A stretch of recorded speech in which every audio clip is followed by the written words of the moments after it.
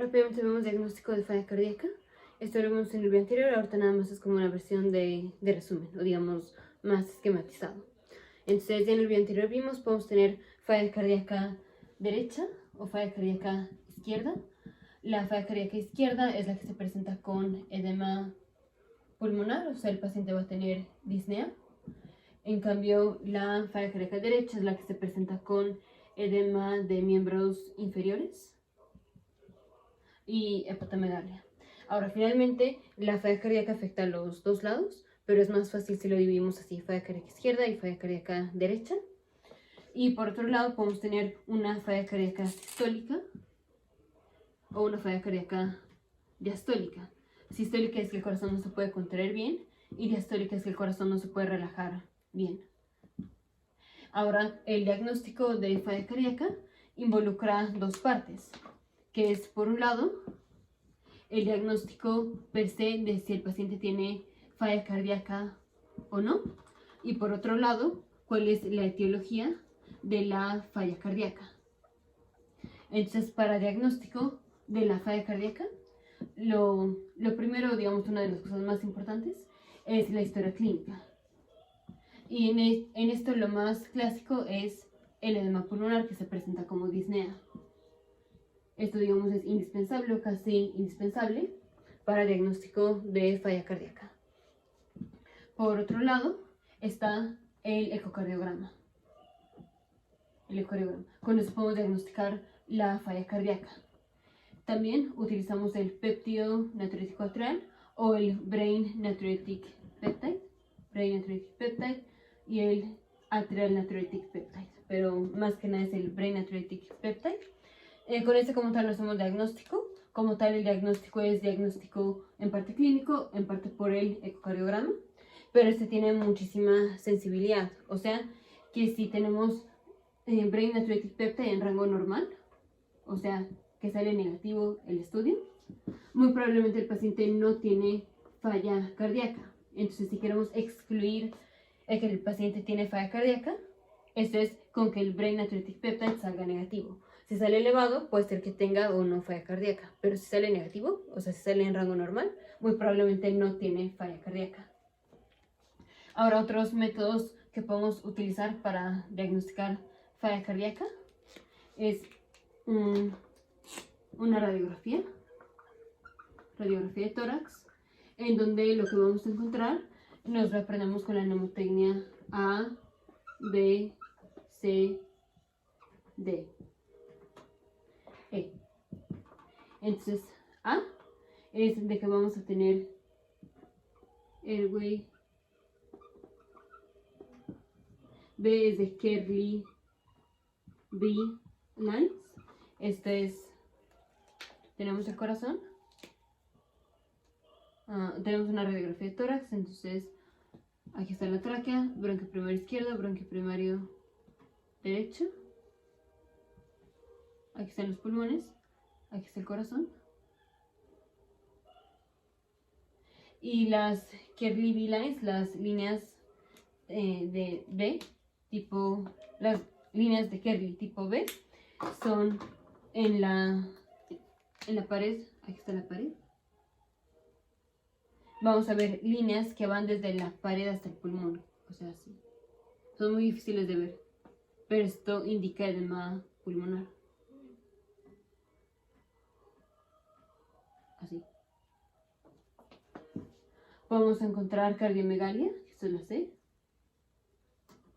Cardiomegalia, entonces vamos a tener el índice torácico, el índice cardíaco aumentado, que es, medimos cuánto mide el corazón, y eso tiene que ser menos del 50% de toda la caja torácica. Aquí va a estar aumentado, o sea, vamos a tener cardiomegalia.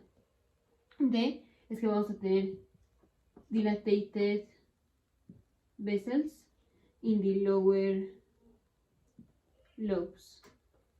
O sea, que vamos a tener vasos dilatados en los lóbulos inferiores. Entonces, eso es lo que se llama cefalización. Entonces, podemos ponerlo también como una C aquí, que es cefalización. Que es, vamos a tener dilatados los vasos sanguíneos, ¿sí? La trama vascular se va a ver más prominente aquí en los lóbulos inferiores, pero también en los lóbulos superiores. Aquí ponemos dilated blood vessels en los lóbulos inferiores, pero si esto progresa también en los lóbulos superiores, dando la característica de cefalización.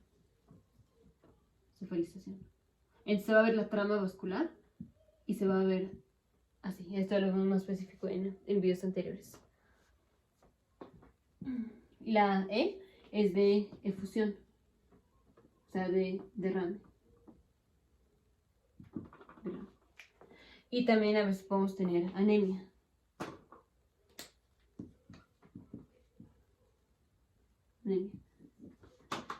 Ahora podemos hacer una ventriculografía nuclear, que eso también es lo que se llama multi-gated Muga scan, que es especialmente cuando queremos ver la movilidad de la pared ventricular. Especialmente si tenemos, por ejemplo, un paciente que le estamos dando doxorubicina, que ya sabemos que es un medicamento cardiotóxico, pero también queremos ver qué tanta dosis de doxorubicina está tolerando el paciente, y esto lo vemos con qué tanta preservación de la movilidad de la pared del ventrículo tenemos conforme vamos aumentando la dosis de doxorubicina. Otro estudio que podemos hacer es biometría para diagnóstico de la etiología. Hacemos biometría hemática. Eso es para ver si tenemos anemia y que por esto el paciente tenga la falla cardíaca.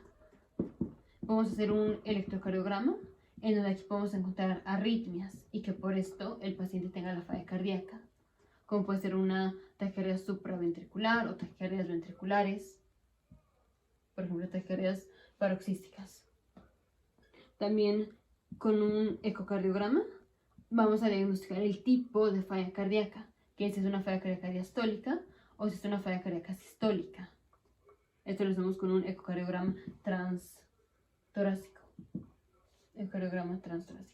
También podemos hacer un Holter, que este es igual para ver las arritmias, porque muchas veces en un electrocardiograma, o sea, si solo tomamos un electrocardiograma, puede ser que en ese momento el paciente no tenga la arritmia, pero a lo largo del día puede ser que sí tenga la arritmia y por eso hacemos un Holter, que básicamente es un electrocardiograma, pero en todo el día, por ejemplo. Y también oximetría.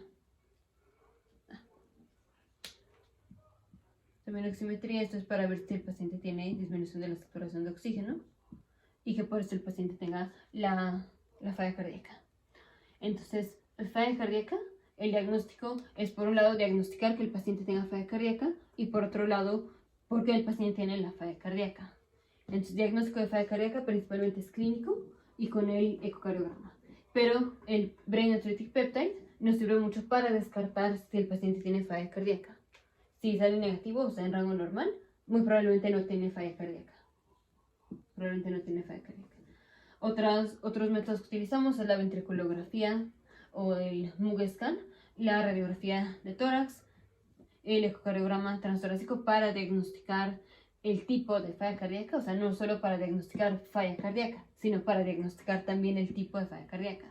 También para eso utilizamos un electrocardiograma o un Holter, la oximetría y la biometría hemática.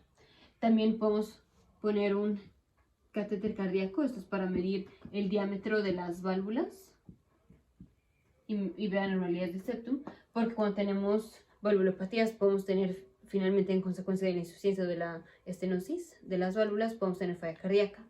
Entonces también queremos ver cómo es el diámetro de las válvulas. Y por otro lado también podemos poner un catéter Swan-Ganz,